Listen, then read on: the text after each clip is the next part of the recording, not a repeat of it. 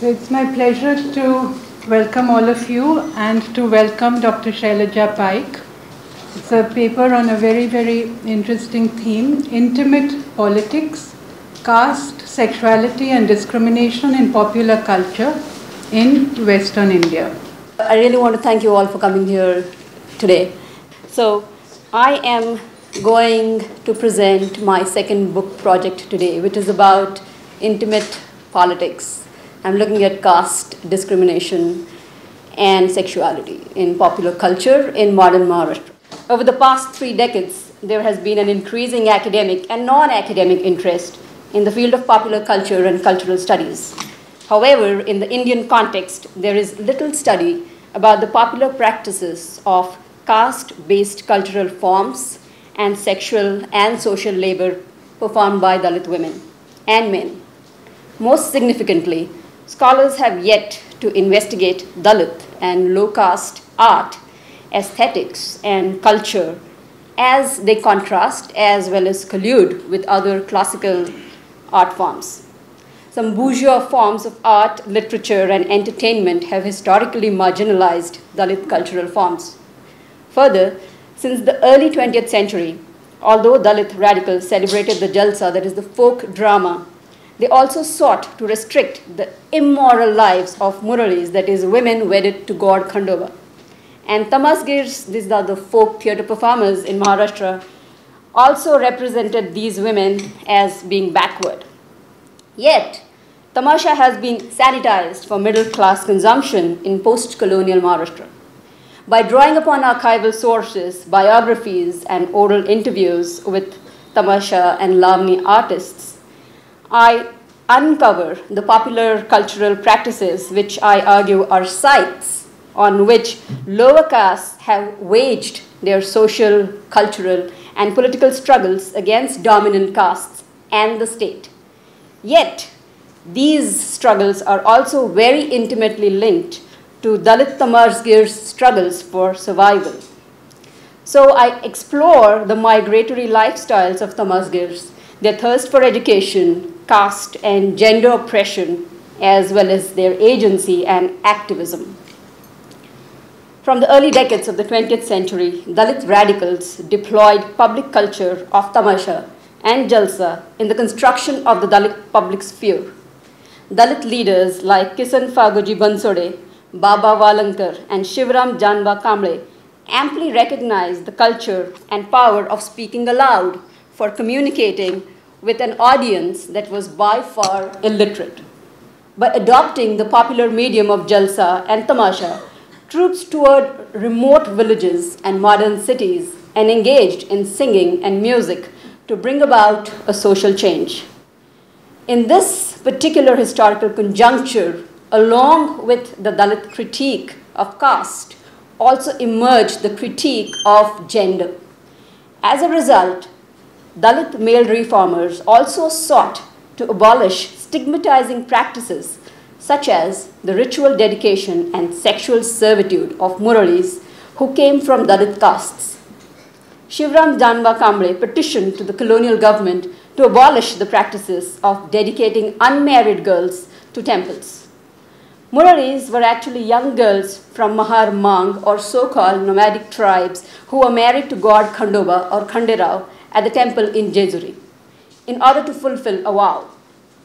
As wives of the god, monogamous marriages were denied to Muralis, and they in turn provided sexual services to men of all castes.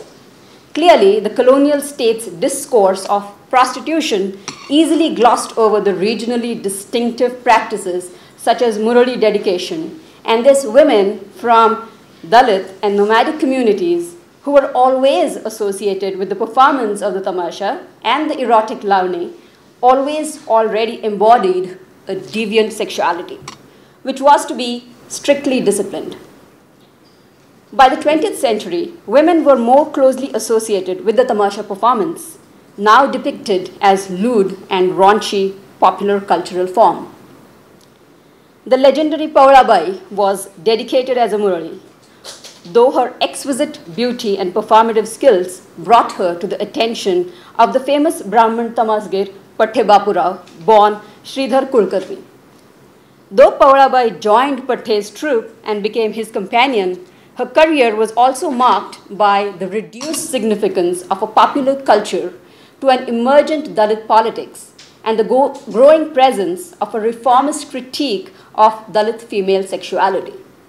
It is due to this reason that even the performative medium of Ambedkari Jalsa was composed solely of men and reflected the long-standing efforts of male reformers to break the association between Tamasha and the sexual promiscuity of its female Dalit performers.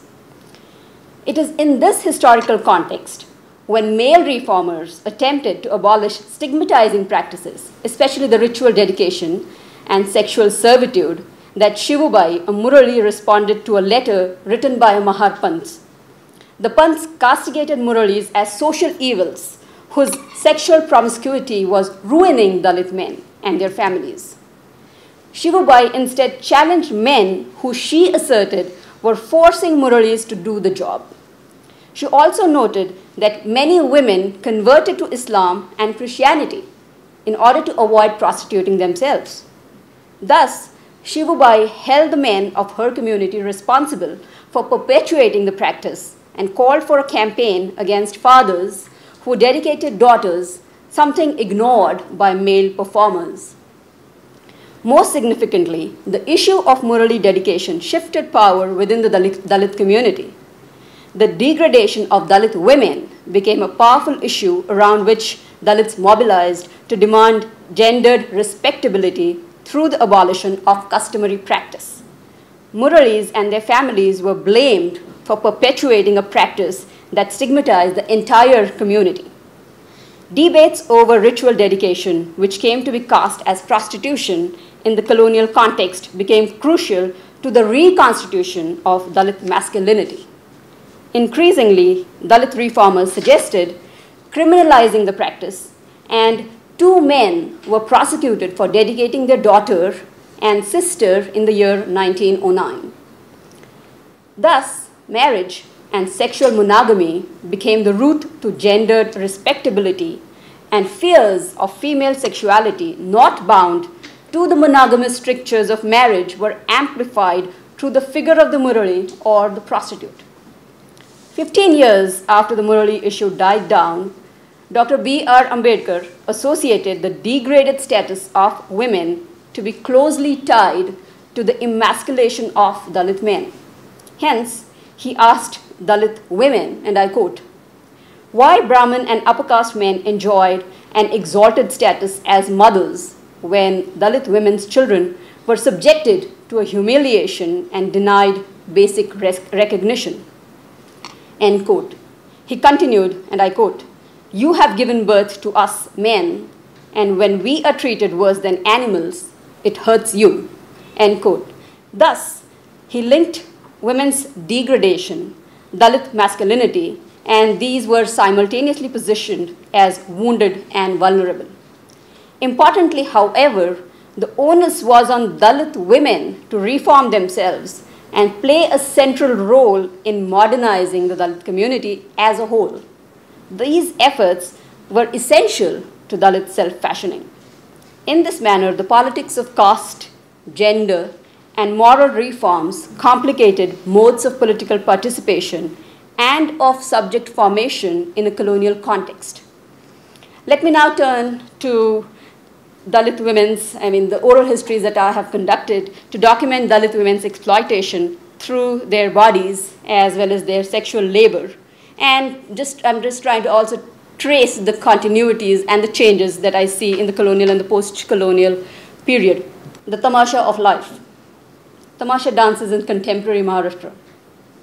From the early 20th century, we see that Dalit radicals celebrated the Jalsa, that is a folk drama, yet they sought to restrict the immoral lives of Muralis, that is women wedded to God Khanderao, and Tamasgirs in Maharashtra because the women represented their backwardness. They symbolized Dalit degradation and were objects of exploitation and sexual possession for men of all castes, and hence had to be cleansed. Yet, Tamasha has been sanitized for middle-class consumption in contemporary Maharashtra. Tamasha was a highly stigmatized occupation due to the potential for sexual abuse by clients. The danger continued for some performers, as was made clear by Mangala Bansode, the eldest daughter of a very famous Tamasha dancer, Vithabai Narayangaonkar from Narayangao near Pune. Mangala reflected, and I quote, "In the beginning, I was scared to face the audience. However, gradually, I learned to handle the public. हे लोक चेष्टा करतात, मस्करी करतात, पण कुणी B हात नाही लावला अजून. मी कडक by hi, meaning the audience makes fun of me, ridicules me, but nobody has so far managed to touch me physically, because I am a very strict woman. मी 1 लाख देतो, 2 लाख देतो, झोपाय ये असे मस्त प्रसंग होते. They offered me 1 or 2 lakhs to sleep with them for one night. There were many such incidents, but I never gave in and just continued with my tamasha. My family has been attacked. I have faced caste discrimination in my village. My husband has acted like a coward at times, but this is life." End quote. This was the life of a tamasha dancer, insecure and unstable, oppressed by the intersecting matrix of caste and gender. However, the caravan was always on the move. Due to her engagement with the tamasha, Mangalatai was always already promiscuous, a promiscuous Dalit woman for men of all castes. She continued, and I quote, "The political parties dominant in the village, Sarpanch Patil, that is the headman, the landlord who gives us this place to put up our stage, and the police all torture us. Anybody can come and bully us and kick us. We are so helpless. Hito log haktyat titaz ame khato. People defecate here, and we eat our food in this very place and dance here. Despite all this, I have to continue with this, for I have 150 people to feed. We have to keep everybody happy in this line of tamasha. And I have been tolerating these people since I was 9 years old. I just smile at them and get away. Sometimes the public gets mad, and political party people are a great nuisance. They start shouting from the gates, "Amcha paksha, amhala soda, 20 mansa soda. Ours is the ruling party now. Give us free entry. Let our 20 men enter for free. How do we live in such circumstances?" End quote. Mangalatai argued that Dalit women dancers were at the mercy of everybody, lay, upper and lower caste men, as well as big and small politicians. She complained that the state's stricter rules were ruining the art of tamasha. However, she was also a thorough businesswoman who controlled her empire astutely and wisely. Though the performative art of tamasha was exploitative, ironically, it was also financially empowering for the Bansode family, including its male members, as well as other dependent on them, such as those employed in the troupe. Tamasha has been a contested performative practice for the government, for social scientists, for historians like me, Dalit and non-Dalit social activists, and tamasha artists themselves. Feminists particularly are in a dilemma whether such professions and practices that have historically been linked with prostitution should be scrapped or supported.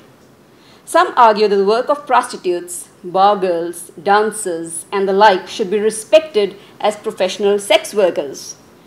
However, they also fail to take into account that the fact that these stigmatized professions have been historically associated with particular low castes are also very much gendered. Hence, about 98% of girls trafficked belong to SC communities. Lavani Samradni, that is the Lavani Empress, Surekha Punekar, hailing from Pune, had gained a very high reputation for her art in recent years. Punekar recounted her overlapping and complicated struggles to build her career in tamasha. And she says, and I quote, "My maternal grandparents were in tamasha. My father was a hamal, that is a coolie, at Pune railway station. He continued with his hamali during the daytime and engaged in Bailgaricha Tamasha, that is the bullock cart Tamasha performance in the nights. Once the bullock cart met with an accident and I got a deep cut on my leg. During those times, there was only Zhada Khalsa, that is the Tamasha that was performed and when these performances were held under a tree. There was no proper stage. Tamasgirs also did not get any income out of the art that you come across these days. I was introduced to the stage when I was only 8 years old. I loved to dance and sing. My father also instructed me to sing well. He did not allow me to sleep and fatke dyache awaz chadavnyaसाठी, meaning he bashed me to sing with a high pitch. I also stood on a chair and sang in front of the audience, end quote. Thus, Surekhatai took physical beatings from her father in order to help her family earn a living because she knew there would otherwise be no food at home. Hunger was common, she reported, and I quote, "We went from village to perform. When we got to the village, we first begged for bhakri and kalwan, that is the bread and curry. And then after collecting everything, and all the breadcrumbs and all the leftovers, ate together at a chaudi, that is the village common hall, and performed in the nights. After 3 or 4 months, we got home until Diwali and worked at Dhunya Bhandechi Kama, that is washing clothes and utensils. So they worked as maids when they were not performing in the theater. So the cycle is like they move around all the villages in Maharashtra for 6 to 7 months, and the rest of the months are spent, maybe at their so-called homes where they are performing other kind of services to earn their living. We never had food in our home. I remember the days of my poverty. Sometimes we got only black tea, not because it is in fashion, but because they could not afford to buy milk. And hard bread, it is called butter, end quote. In this manner, Surekhatai was afflicted by hunger and poverty during her childhood. Poverty was further compounded by illiteracy. Surekhatai was not sent to school because her migratory lifestyle could not allow this luxury. And she reasoned, and I quote, "My parents were alcoholic. Because my father was Kalecha Nada, that is engrossed in the art, he did not send me to school. We were 6 siblings. I must say that while my parents sent my sisters to school, who were educated until the 3rd grade, I never got such an opportunity. I don't know the reason. My mother says she doesn't know." End quote. Although schooled in the art of tamasha, Surekhatai was denied formal education. She was also dominated by her older sister Lata Punekar and mentioned that only after she abandoned her sister's fard, that is the troupe, she started her own tamasha fard. So I want to also mention that there's a lot of rivalry, there's a lot of competition in this profession. So even sisters and brothers are always competing. Yet her misfortune continued in terms of also finding a trustworthy life partner. She stated, and I quote, "During my tamasha life, I fell in love with Baba Pathan, contractor. Of course, he never took me to his house because I was a tamasha dancer, an object who nobody wants to associate with. He used to lock me in a room at a lodge and visit his family whenever he wanted to. After a few years, I was pregnant and Pathan abandoned me. My family was furious with me over this relationship, and still I continued to dance." End quote. Perhaps Surekhatai, not perhaps, that was a fact, Surekhatai had a live-in relationship with Baba Pathan. Her silence and discomfort were reflecting on her relationship, while her partner suggested that their unstable affair. However, it also seems that Surekhatai did see Pathan on and off. So the other thing that I want to bring out here is that these relationships, these open relationships, were also very much intercaste and interreligious kind of relationships. So Pathan is a Maratha Muslim here, and Surekha Punekar belongs to a Dalit community. So we see these kind of different relationships.